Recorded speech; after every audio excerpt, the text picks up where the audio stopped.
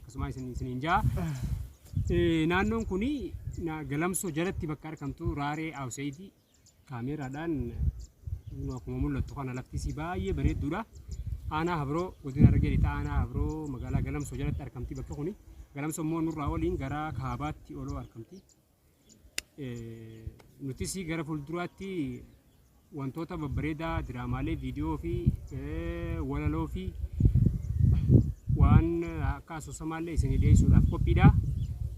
Kanaan isiniin jaalucho. Egaa kabajamtoota hordoftoota keenya har'aan tanaa qophii xiqqoota akka isinii qabannee dhiyaannee isin kofolchiisnee isin taphachiisuudhaaf baraa tana keessa yaanee horofa kana keessa utaalaa lafti amma keessa jirtu hin caffeedha.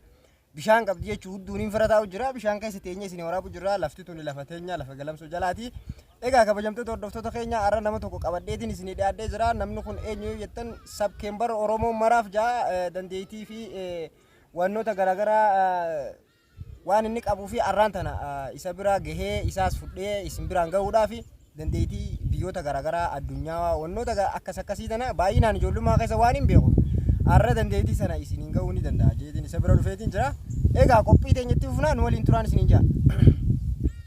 Egaa sabkee mee qophiin teenya har'aan tana waa'ee jireenya waa'ee qophii addunyaati fakkeenyaaf dandeettii qabdu waan qabdu warte waan beektu. Egaa daawwattoota keenyaan gahee mee beeku. Egaa mee biyyi ammaan tana sadarkaa beelaan sadarkaa tokkoffaarra jirtu isa akka addunyaatti.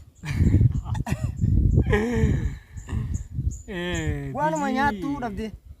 Sadarkaa addunyaatti ammaan tana beelaan dhumaa jirtu yookaan beelaan sadarkaa tokkoffaarra jirtu Itoophiyaa miti Sooriyaadha. Sooriyaa sabaa dhugaa keeti. Itoophiyaan sadarkaa meeqaffa? Itoophiyaan sadarkaan isii ittiin baane beelan qabdu jechuudha. Lakki ni qabdi siin qabdusi. Akkasii. Okay haya mee biyyoota addunyaa kanarratti egaa magaalaan biyyi fiilmiidhaan yookaan ammoo namni fiilmiidhaan beekamu addunyaa kanarra namni sun eenyu? Tolee hojjetaan fiilmiidhaa ammaan tana sadarkaa tokkoffaarra jiru barreessaanis hojjetaanis ka fiilmii hojjetee ittiin beekamee baay'inaan jiru James David Cameron jaama. James David Cameron. Inni lammii biyya Ameerikaati. Ammaan tana immoo waggaa 86 isaatti karaa Neezerlaand. Dulloomee jechuudha. Dulloomee Neezerlaand galee Neezerlaand jiraachuu jira amma. Okay. Hayyee mee fooqiin dheertuun addunyaa tana keessa guddoon eessatti argamti? Maali maqaan eenyu maqaan isii? Maqaan isii fooqiin dheertuun addunyaa tanaa Dubaayitti argamti. Okay. Biyya Dubaayitti argamti. Ammaan tana isii caaltulleen amma torbee kana keessa yookaan ji'a kana keessa dhumatteellee hin beekamu. Khaliifaa Building tajaajamtu magaalaa Dubaayii keessatti argamtu jechuudha. Dubaayii uma jechuun hundummaan isiidhaatu? Dubaayii. Dubaayii kuttee koo. Okay, mee wanni biraa fakkeenyaaf egaa dandeettii qabdu waan qabdu gartee waan beektu daawwattoota keenyaan as booda wal barteeni gama luuccaa appiitiin jechuudha. Beekumsa isaan biraan geessu waan dandeessu takka takka irra deemi hunda siidhaa himii fi kana booda irra immoo qophii qopheeffannee sitatiidha waan ta'eef qopheeffannee qophii saniin kanaan booda beekumsa dandeettii jirtu hundaa'u isin biraan geenya mee isaanii wal bariitii waan dandeessu takka takka itti himi san booda irra diraamaa waan barbaannu gartee dandeettii qabnu isaan biraan geenya. Tolee hordoftoota kabajamtoota luuccoo appilikeeshiniidha.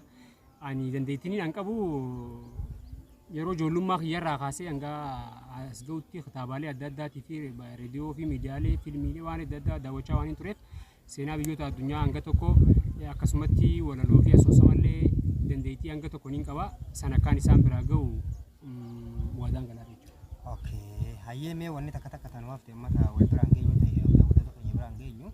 Egaa waa hedduutu nu hafa. Yeroollee nutti xiqqaattu waa hedduutu nu hafa. Egaa mee fakkeenyaaf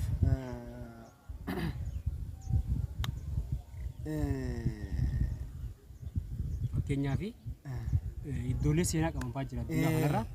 Amma iddoolee seenaa qaban keessa muraasa yooniin asirratti illee himeef jechuudha. Mee biyyoota seenaa mee himiif dubbadhu mee. Amma waan ajaa'ibaati. Sulula Qiinxaamaa kan jedhamu biyya Sooriyaarraa ka'ee magaalaalee Oromiyaallee magaalaa sadii keessaa qabdi. Magaalaa Hawaash, Adaamaa fi magaalaa Shaashamanneedha. Sululli san keessa qaxxaamure. Sulula Qiinxaamaa Sooriyaarraa ka'ee Affaar qaxxaamuree asumaan hanga baaritti kan deemu jechuudha. Afrikaa qaxxaamuree isaan keessaa illee Dhokuma akkanuma baa'usi. akkanuma gaara galamsa duubaa kanaa duubatti suula qinxaamaa santu argama. Magaaleen suula qinxaamaa Nama keessa hin jiraatu. namni keessa ni jiraata. Magaalaa Adaamaa fa'aa keessa jiraata. Akka isaanii Yoo ilaalte lafa dhooqa galaanni dhoose dur galaanni dhoose Akka dhooqa keessa. guddaadha. Sawa. Magaalaan Adaamaa guutumaan guutu suula qinxaamaa san keessa jirti. Adaamaa dhaqeetiin dhufee miriyaanu Dhugaa keessa. suula qinxaamaa san keessa jirti. San irraa alatti ammoo gaaraalee dhedheeraa Afrikaan qabdu fa'aa jira.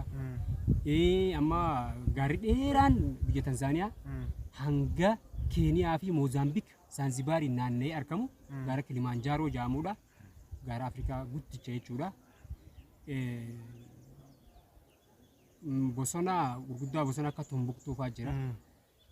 Saniifuu wantoota adda addaa gara fuula duraatti gama appilikeeshina Lucoo Jamaaliitiin akkaan biraan ga'u wadaan galaa jechuudha. Okay. Egaa kabajamtoota hordoftoota keenyaa qophii biraatiin ammoo walitti deebinutti dandeettii qabnuu fi mudannoo garaagaraa waan wal gaafannuuf kana boodarra egaa isin nagayaan nu wajjin turaa isiniin jenna. Mee mudannoon ati jireenya kee keessatti qabdu maali? Mee jaalalaanis haa taatu waanuma fedhenis haa taatu mudannoon ati qabdu mee fakkeenyaaf jireenya chaalenjii keessatti mudannoon kee maal faadhamee daawwattoota keenyaa ibsa? Mudannoo jaalalaa keessatti gaawaa hundaa'u jaalalarraa yoo galan gaarii mire. Michiyyoo takka osumaan jaaladhaan ture. Osumaan jaaladhu guyyaa tokko saahiba kiyya tokko wajjin dheenee mana isaanii. Akkuma dheeneen miyyoon mooyyeetu jirti beekte.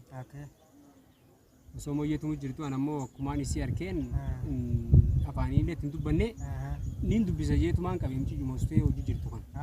Miyyoon hojii jirti an ammoo isii osoo hin dubbisaniin useetumaan qabe miyyoo naa fi mooyyoo fi toomaa waliin lafa kufee jechuudha. Maal dirifatte isin?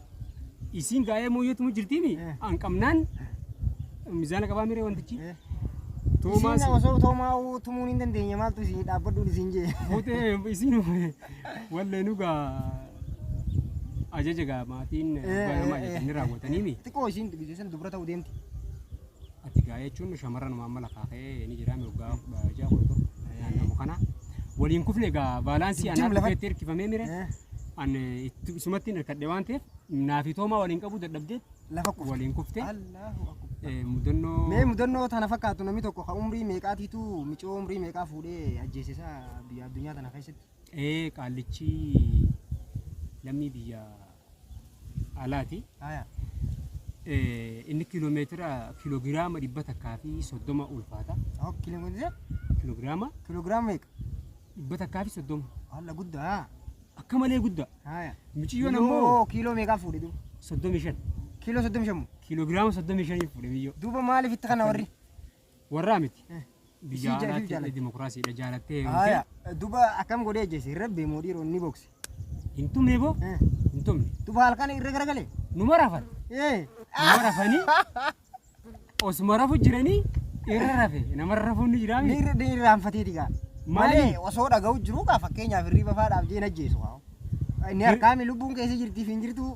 Lakki miciyyoon sossoohina hoggusan taateenis taa ta'u irruma rafe. Humnaa ol dhiiroo ooveriitti itti guddise. Amma gaa inni wanta hojii xumuru malee wayii. Hujumaa jecha ajjeese?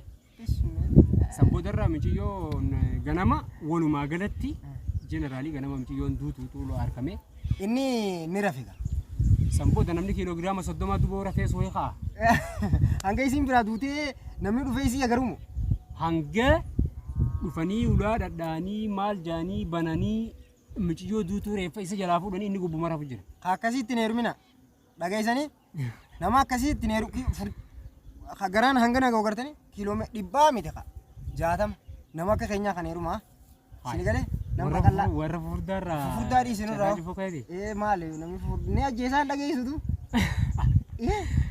Furdoon illee qal'aa heerumaa akka keenyaa kana. Waan jettaniin isiniif beeka shamarran nama furda jaalatan jedhanii bara kan dhageenye. Maali moo akka kiyyaa kunoo kasaarre akka sana?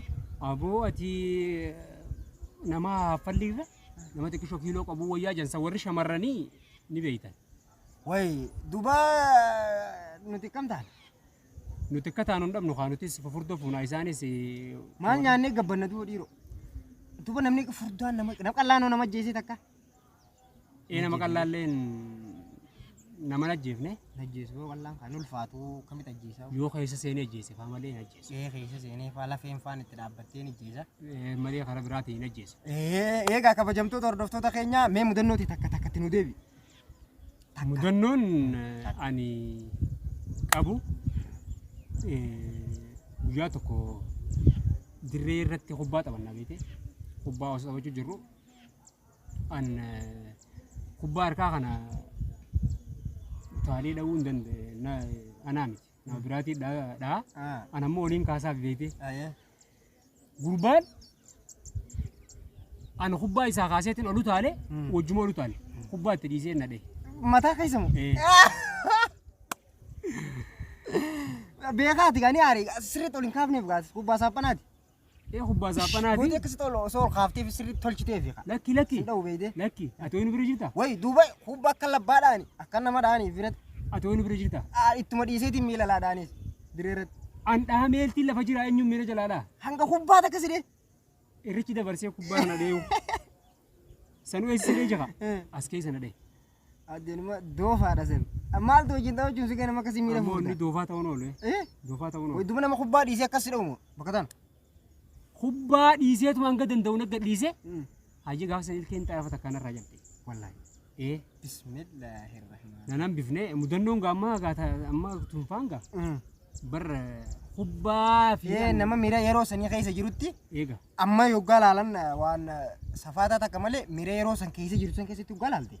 Akka malee kaa'u boksiin akkasiisamu. Dukkana inumaa ittiin dabaa'u. Isatti moo? Itti caccabeetiin lafa dheechuma keessa akkasitti dhaabee moo. Dhaggeeffattoota keenya yoo sirbaa. Aferta. Kama afertame. Sirba jaalala. Sirba jaalala. Ka jaalallee faa qabdu fagoo faa yoo jaalallee faa qabaatte fakkeenyaaf. Lakki. Fagoo jaalallee qabaatte. Haa yoo yaada manaatis yoo qabaatte. Akka harmee taate wannati naaf goote yoo waan gaarii faa sii goote. Yoomiyyuu hin dagadhu yoo laalee naaf ga'a. Akka harmee taate wannati naaf goote yoomiyyuu hin dagadhu yoo laalee naaf ga'a. Eenyu sirbi kun? Akayya kanaa miti yaar. Sirbi kun eenyu? Nama kun eenyu? Si. Naa miti. Duuba eenyu? Nama kana maqaa isaa dhahime. Namni ammaa. Namni kun dhalataa wallooti walloo dhalate. Dhalataa walloo dhalate maan dhalataa walloo dhalate wallisaa walloo dhalate tokkummaan beeka. Lam. Okay. Maamatu se. Kabajamtoota keenya isinillee deebisaa koomentii jala barreessaa mee wallisaan kun eenyu? Akka harmee taate wannati naaf goote yoomiyyuu hin dagadhu yoo laalee naaf ga'a. Hedduu jaalate akka haadhaa taatee jaalallee akkasii rabbi nu haa kennu. Nutillee habbaa lama sadii faallee fuudhuu fedhaa beekanii. Warri heeruma feetan asuma jalaan koomentii jala nu barreessaadha. Habbaa sadii faan fuudhuu fedhaan. Yoo sadiin fuutu jette achumatti hafe. Koomentii jala garuu anillee niin fedhaa abbaa sadii yoo taate jee naa deebise okay? Achi jala naa barreessa abbaa afur fa'aate yoo meeqa feete? Jaartii. Jaartiidha. Jaartiin habba meeqa isa? Habba meeqa feete? Habba meeqa? Silaa meeqa gaarii? Afur. An silaa akka kiyya jaallee niin fedhaa? Garuu afur yoo oliin jirtu jaa. Afurii gaarii janii? Hangasumaan fedha. Sadii yoo taate takka mushkilaadhaa beektee kophaa baatee boksiidhaan sindiiftu sadi nama waliin galtu jaa. Ayyee. Afur ogaa taate lama walii galti yoo lama sididde lama si hafti. Habba afur ogaa jaan kaa'ama fakkeenyaaf. Araan tana takka bira dhufta boru haare uumoo iftaan. Amma fakkeenyaaf namni kun gisee fuudhe. Kanuma fuudhe kana dhalaa biraa fedhaa. Xiyyaa tokkotu maal jee sooshaal miidiyaa irratti. Eega isin fuutanii dhalaan babbareedduun dhalattee warri fuutan kun akkam taatanii jee beeyta. Eega isin fuutanii babbareedni isin duubaa dhalatee. Ani waan akkasii san ittiin sheenama. Sini galee saniifiin afur fuudhuu fedhaa jechuudha. Tana boodallee abba sadiin naafe amma takkallee dhiiroo takka qabaachuu qayyaan ibsee lakki. Abba sadiin naafe afuriin fuudha jechuudha. Sini galee asuma jalaan koomentii jalaan nu barreessaadha. Ati yoo afur feetaa mi? Jechuun akkuma itti gaarii sanii fedha anillee. Akka itti gaarii feeta. Akka itti gaarii si beeyoo afur si taatee faa mataa si dhukkubsite faa. Si kasastee mashuruu feettee boksiidhaan. Poolisa si fiddee qarshaallee kaa. Garuma mana karaan xiqqaalee. Niin fiigaami? Niin fiigee sana qaba. Akka nama mana karaan xiqqaalee qarshaallee kiraa malee si teessifti. Bakka manni karaa qaalee waan ammaate qarshaallee taa'u roo jechuu qabe. Sanirra kiraan dachi jala namni si gaafatu hin jiru. Awwaalamee qabrii moo? Eega. Way booti Maaltu si ma gaafate si jalatto? akkana jira dhufee ton. Karshallee irra chumoo yaa bara. Dachii jala moo? isaa ulfaatte. Boolakii dachi jalaa wayu. Bakka mana lachuttu kiraas hin gaafatan. Fakkeenyaaf nama kiraa faadhaan jiraachisuu hin taate jaartii afur gaa mana afur gaatti kireessite mushkilaa hin danda'amtu. Ati na dura dhaqisi booda irraan dhufa. Eessa Lachuutu. hin dhaqwan. Anis hin dhaqu. Ana afur duuba niin fedhaan himi. Niin fedhaan jeemi. Niin fedhaan jeetu maali Asi ni feeta? Eeha. An fuudhuuf hin deemu. Anis niin deemaaf. Hayi.